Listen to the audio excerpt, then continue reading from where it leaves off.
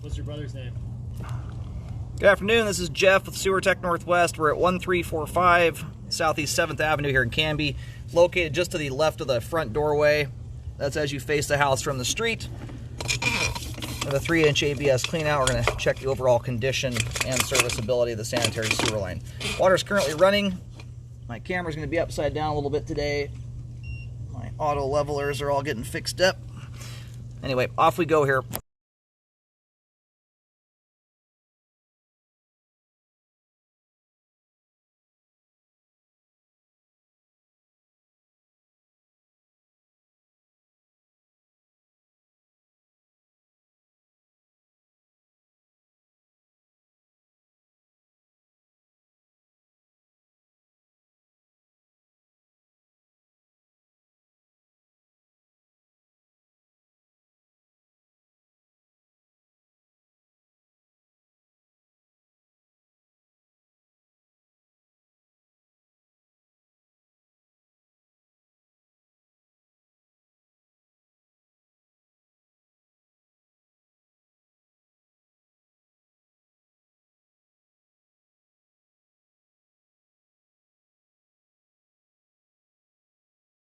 Line looks like it's belling out here to 4-inch pipe.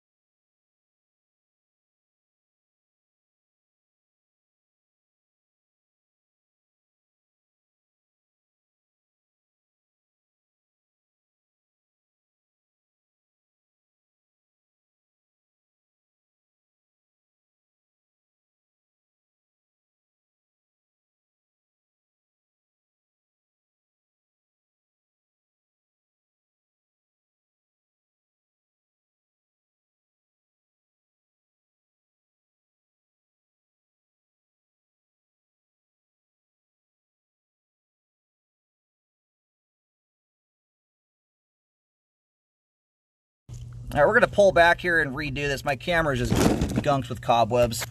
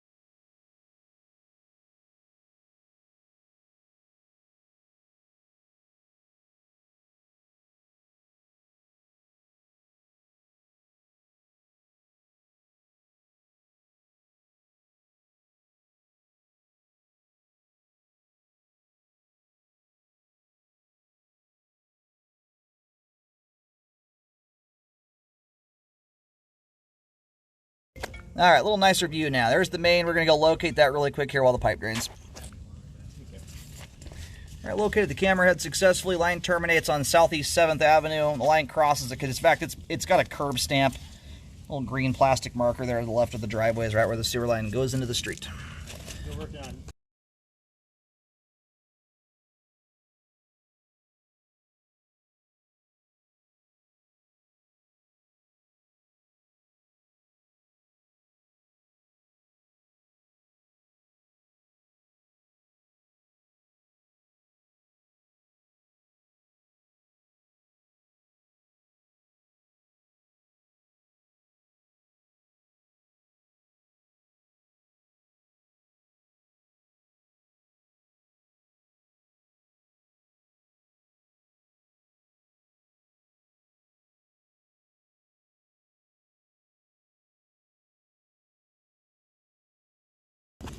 I got a little bit of standing water that dissipates off there at about 24 feet.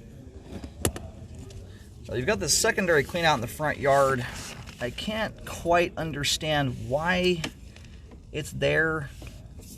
It's not making a lot of sense to me, as it's really not a necessary access point, even if you had to clean the belly out.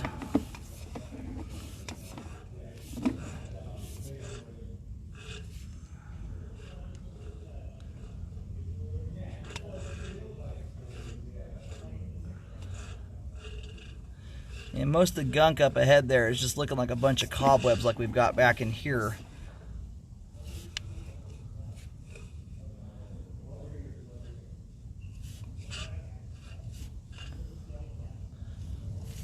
Boy, the cobwebs were...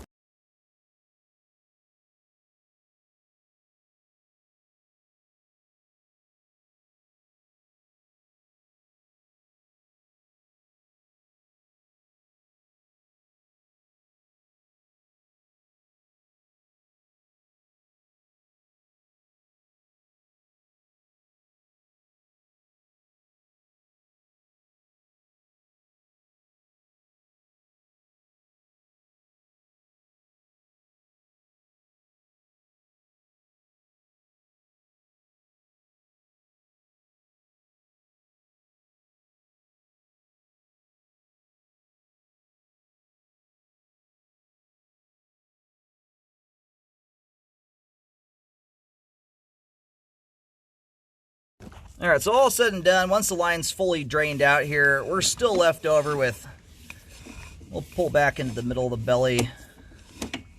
Wow.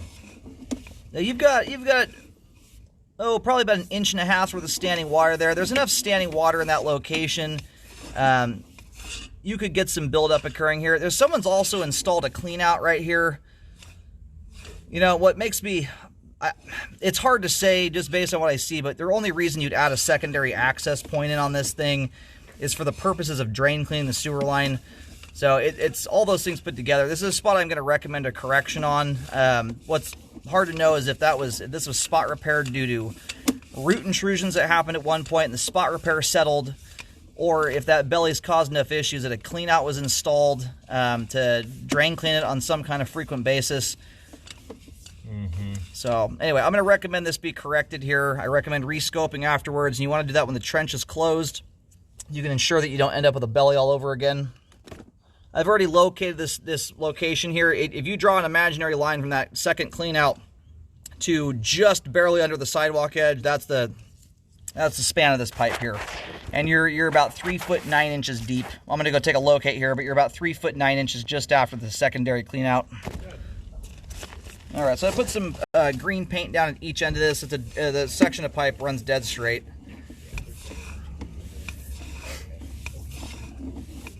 We're gonna go ahead and pull back in here. The remainder of the sewer line, and real quick, I was getting about 3 foot 5 inches deep, just under the sidewalk edge. The belly only extends maybe 8 inches under the edge of the sidewalk, so it's close enough you can probably tunnel without having to mess with the concrete there, especially at the shallow depth this is at. Getting a little bit deeper depth back near the secondary cleanout, or just in front of it, closer to about 3 foot 8, 3 foot 9 inches, and the ground is built up higher there.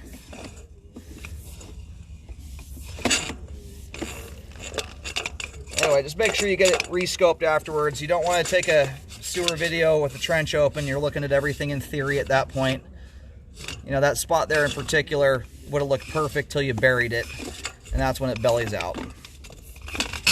The clean out there too, I would hack that thing down. I can tell based on the amount of cobwebs. Those cobwebs are incredibly thick. The clean out top was busted open for a while, allowing all kinds of spiders and whatnot to have a heyday down there. So I would just cut that thing down so that's under the surface, so it's not getting hit by a lawnmower. There's really not a great reason for it to exist, honestly. I'm not really sure why that was installed.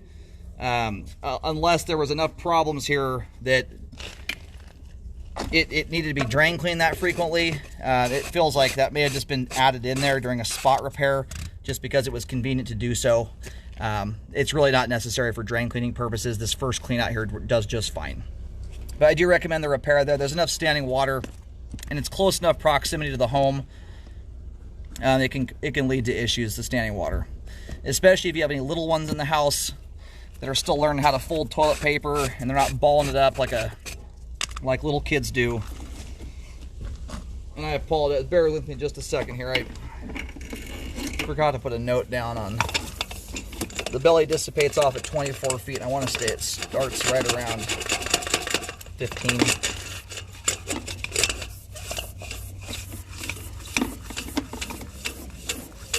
Now the plus side on this one is it is almost entirely under just dirt. There's a little bit of it, yeah, it's about 15 feet to 24 feet. And you're between 3 foot 5 inches and about 3 foot 9 inches deep there. But usually when you're that close to a sidewalk edge like that at a fairly shallow depth, a lot of the times you can just tunnel under the sidewalk and avoid having to cut into the concrete and re-pour that. Anyway, otherwise the rest of the sewer line here is in good shape, has good flow.